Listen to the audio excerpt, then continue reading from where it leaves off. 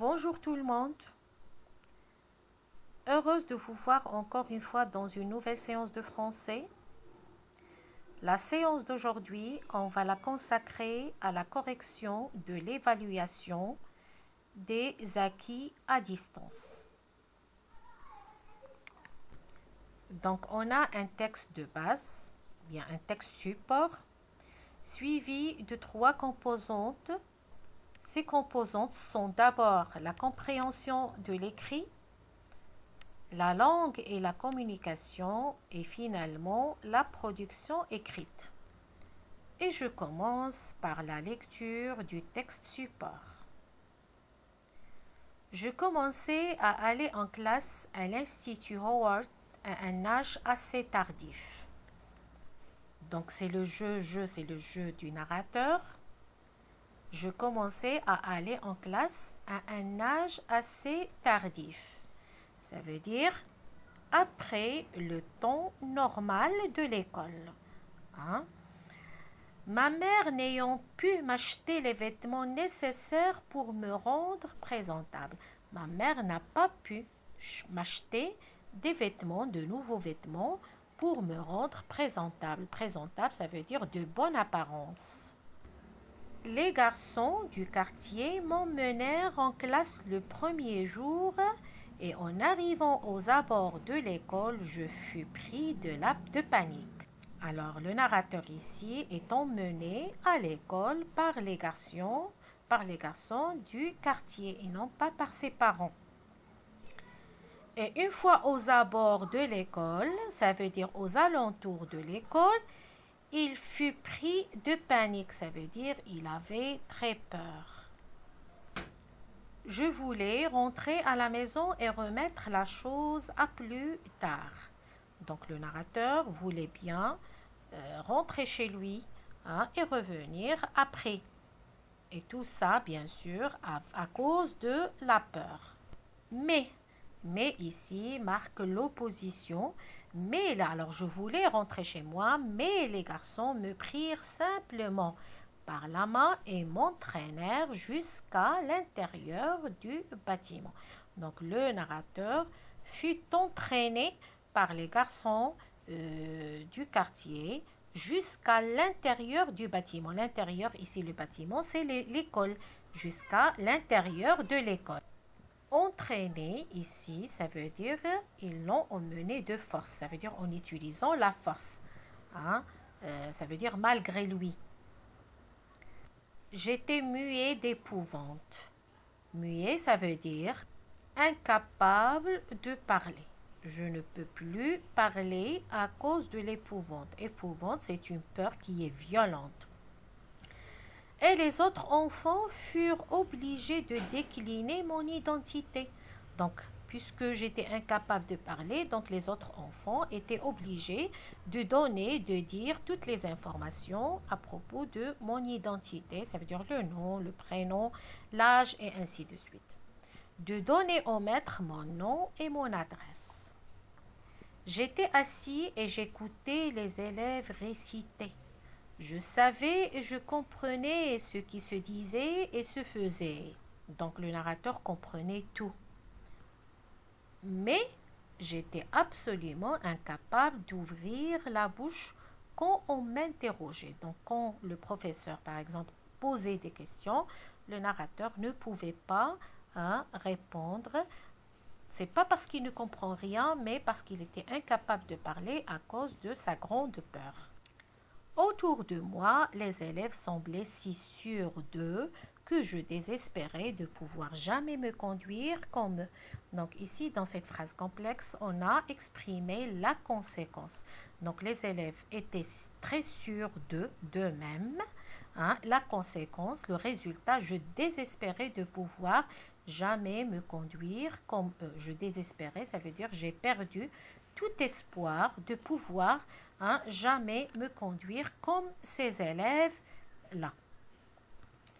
Donc, d'après Richard Wright, 1908-1960, Black Boy, 1945, traduction de Marcel. Nous passons maintenant à la compréhension de l'écrit. Lisez attentivement le texte et répondez aux questions suivantes. La première question, complétez le tableau suivant. Alors, il faut tirer l'auteur du texte, le titre du roman, d'où le texte est tiré, la date de publication. Alors, pour pouvoir répondre à ces questions-là, donc toujours, il faut voir les éléments paratextuels et non pas le texte. Donc, le nom de l'auteur, c'est Richard Wright. 1908-1960, c'est sa date de naissance et sa date de décès. Black Boy, c'est le titre de l'œuvre d'où on a extrait le texte. La date de publication, c'est 1945 et ici, ce livre-là a été traduit par Marcel. Donc, je répète, l'auteur du texte, c'est Richard Wright. Le titre du roman d'où le texte est tiré, c'est Black Boy. Et la date de publication, c'est 1945.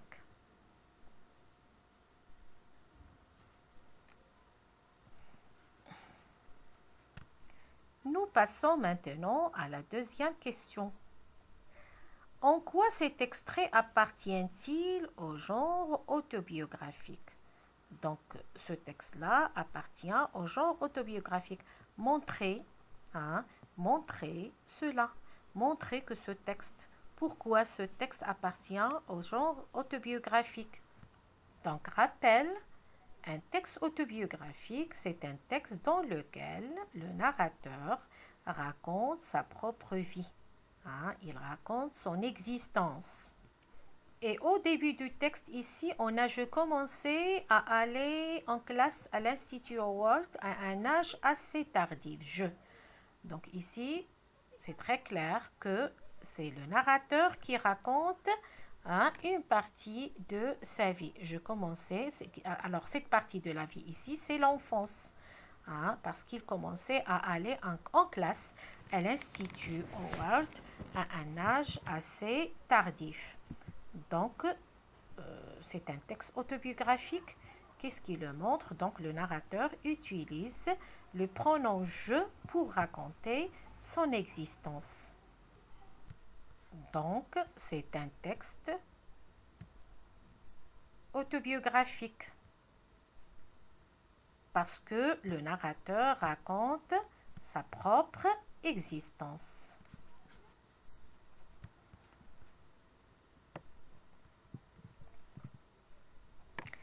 Le texte est autobiographique parce que le narrateur raconte sa propre existence ou bien sa vie en utilisant le pronom « je » et on a plusieurs exemples dans le texte avec lesquels on peut justifier. Troisième question, où le narrateur est-il emmené par les garçons du quartier? Alors, il faut toujours revenir au texte. Donc, les garçons du quartier m'emmenèrent en classe le premier jour et en arrivant aux abords de l'école, je fus pris de panique. Donc, le narrateur était emmené par les garçons du quartier à l'école.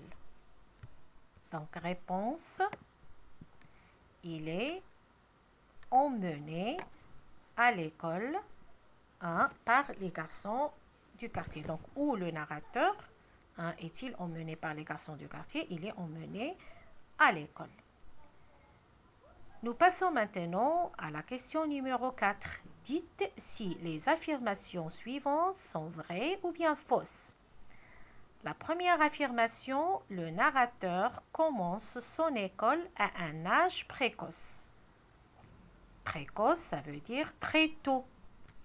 Et on a dans le texte, je commençais à aller en classe à l'Institut Howard à un âge assez tardif.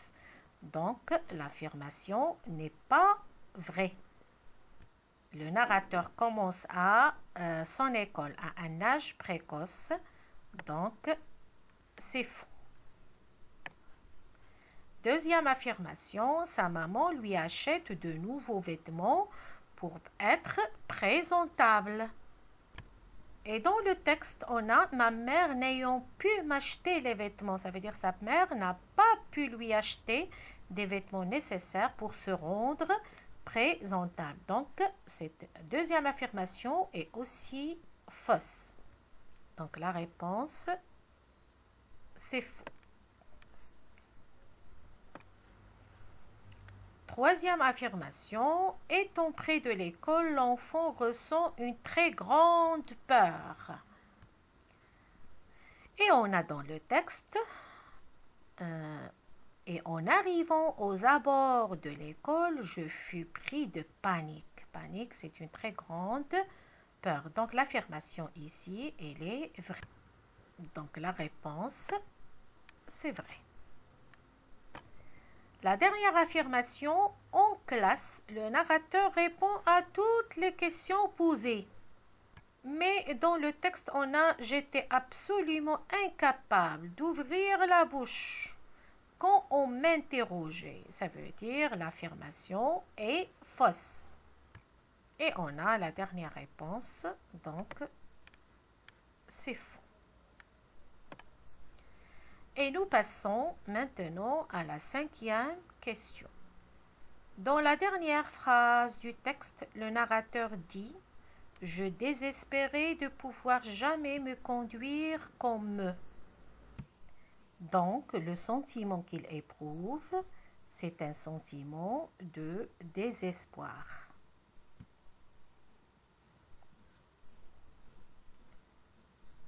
Alors, sixième question, relevez dans le texte 4 mots appartenant au champ lexical de l'école.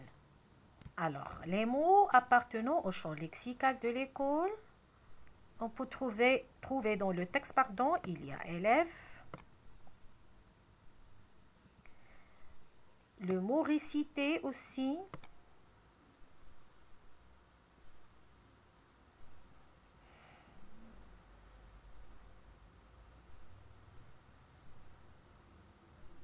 d'autres mots,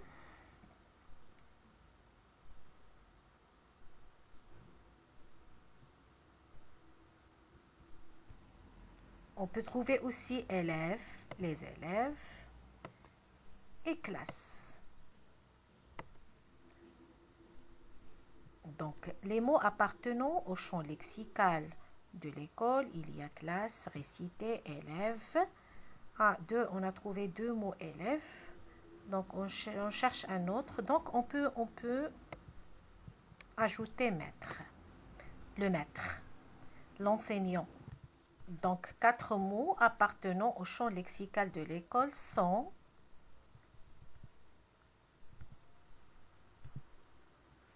élève, classe, maître, élève et récité. Et nous passons maintenant à la question numéro 7. Pris de panique, le narrateur est entraîné malgré lui à l'intérieur de l'école par les garçons du quartier. Que pensez-vous de leur comportement? Justifiez votre réponse. Alors ici, selon le point de vue de chacun de vous, à condition qu'il soit bien justifié.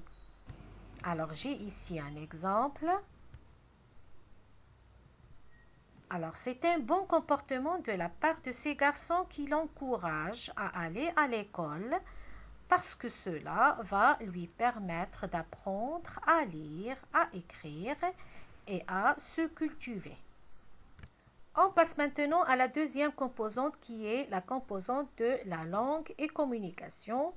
La première question relevée dans le texte, 2 propositions reliées par une conjonction de subordination et 2 groupes de mots reliés par une conjonction de coordination. Alors, pour les propositions reliées par une conjonction de coordination, on peut écrire cette phrase-là. J'étais absolument incapable d'ouvrir la bouche quand on m'interrogeait. Donc, quand, c'est une conjonction de subordination qui introduit ici une proposition subordonnée de temps. Et pour les groupes de mots coordonnés ou bien reliés par une conjonction de coordination, on peut écrire cette phrase « J'étais assis et j'écoutais les élèves réciter ». Donc, deux propositions reliées par une conjonction de subordination. J'étais incapable d'ouvrir la bouche quand on m'interrogeait. Donc, quand, conjonction de subordination qui introduit une subordonnée de temps. Deux groupes de mots reliés par une conjonction de coordination. J'étais assis et j'écoutais les élèves réciter. Donc, et conjonction de coordination qui exprime ici l'addition. Et je passe maintenant à la deuxième question de langue et communication. Dites si les mots soulignés dans le texte sont des adverbes, des prépositions ou bien des locutions prépositives. Alors, on prend le premier mot souligné, c'est assez. Donc, assez ici, la nature, c'est un adverbe. Pourquoi c'est un adverbe? Parce qu'on l'a ajouté pour changer le sens d'un adjectif. Et on peut le supprimer. On peut dire tout simplement à un âge tardif. Et la phrase ne changera pas de sens. Deuxième mot souligné, me prirent simplement par la main. Alors, par, ici, c'est une préposition. Ils me prirent par quoi? Par la main. Donc, c'est une préposition qui introduit ici un complément. M'entraînèrent jusqu'à l'intérieur du bâtiment. Alors, jusqu'à ici, locution prépositive qui introduit aussi un complément. On ne peut pas la supprimer. C'est une locution prépositive. J'étais absolument incapable. Absolument, c'est un adverbe. Il change le sens de l'adjectif qui suit. On peut le supprimer. Donc, c'est un adverbe. On peut dire tout simplement, j'étais incapable d'ouvrir la bouche. Comme on a dit dans la leçon que les prépositions ne peuvent pas être supprimées. Ils introduisent toujours des compléments, mais les adverbes, oui, on peut les supprimer. Donc, dites si les mots dans le texte sont des adverbes, des propositions, bien des locutions. Donc, assez, c'est un adverbe. Par, c'est une préposition.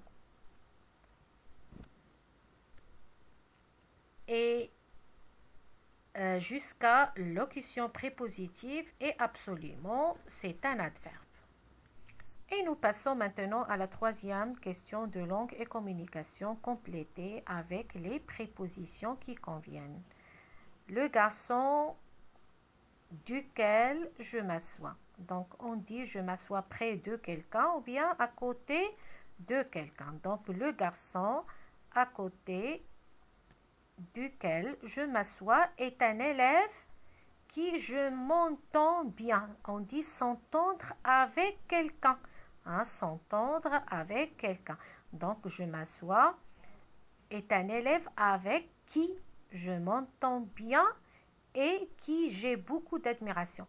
Donc, on dit avoir beaucoup d'admiration pour quelqu'un. Donc, pour qui j'ai beaucoup d'admiration. Nous deux, travail, on ne peut pas vivre. Donc, la préposition la plus convenable ici, c'est son. Son travail, on ne peut pas vivre. Donc, je relis. Le garçon à côté duquel je m'assois est un élève avec qui je m'entends bien et pour qui j'ai beaucoup d'admiration. Nous deux, son travail, on ne peut pas vivre. Question numéro 4. Accordez correctement les participes passés des verbes indiqués entre parenthèses. La première phrase, mes parents, donc c'est un petit texte, mes parents avancent les mains joindre. Donc le verbe ici, c'est joindre. Donc le participe passé ici sera comme un adjectif. Il a la valeur d'un adjectif. Donc il faut l'accorder avec le nom qu'il accompagne. Donc les mains non féminin pluriel. Donc jointes avec au féminin pluriel. Ils se sont parlé pendant des heures. Ils se sont parlé.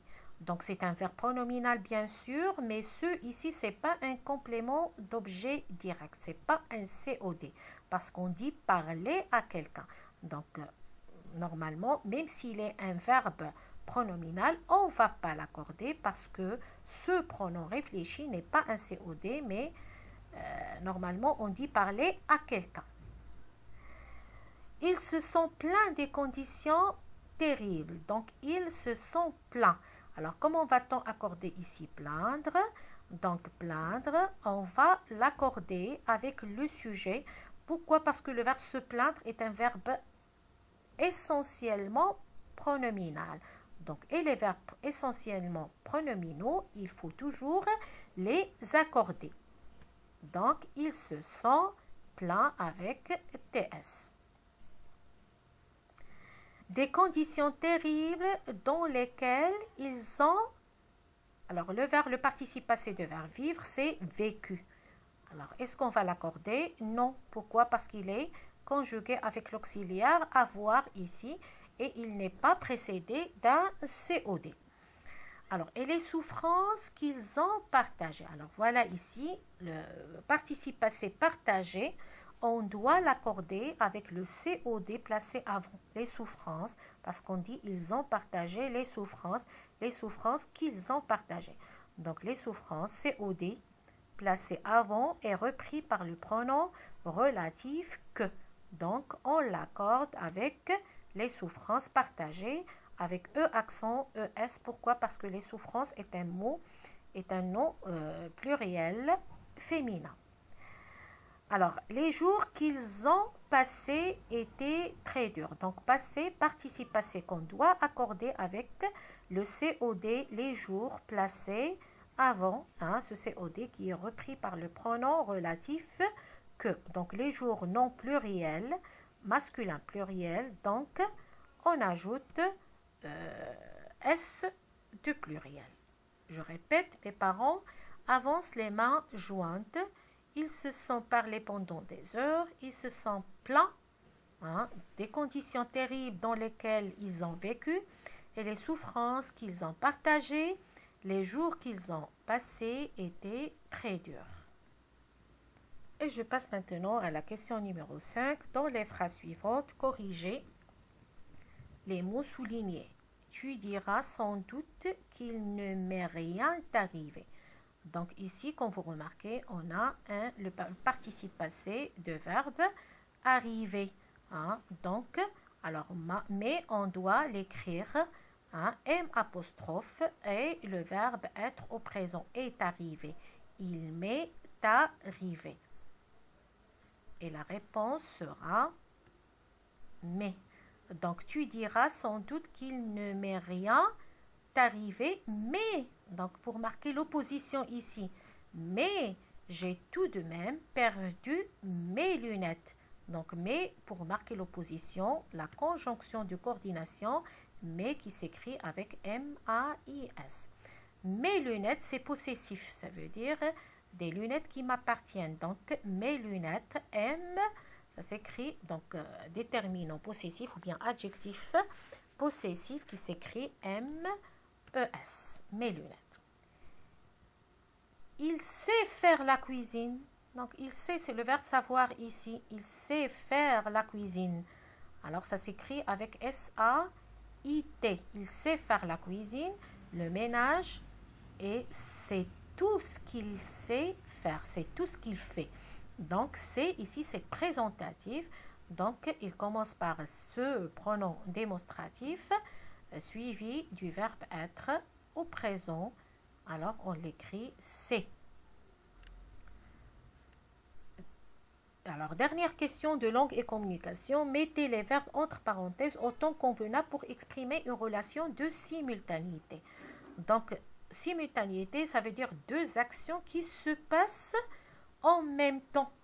Qui se passent en même temps. Donc, tu traverseras quand le feu sera. Donc, deux actions, l'action de traverser et l'action d'être vert. Donc, les deux actions se passent en même temps. Donc, le futur, tu traverseras quand le feu sera vert. Deuxième phrase, il faut exprimer l'antériorité. Ça veut dire une action qui précède l'action de la proposition subordonnée, précède, vient avant celle de l'action exprimée dans la principale. Donc, je te disais, c'est la principale. Ce que je. Donc, le verbe penser ici, l'action doit précéder l'action de la principale. Via doit venir avant. Donc, ici, pour exprimer l'antériorité, on utilise ici hein, le plus que parfait. Je te disais ce que j'avais pensé. Hein, une action antérieure par rapport à celle qui est exprimée dans la principale. Donc, c'est la fin de notre séance aujourd'hui. Merci. Très bonne journée.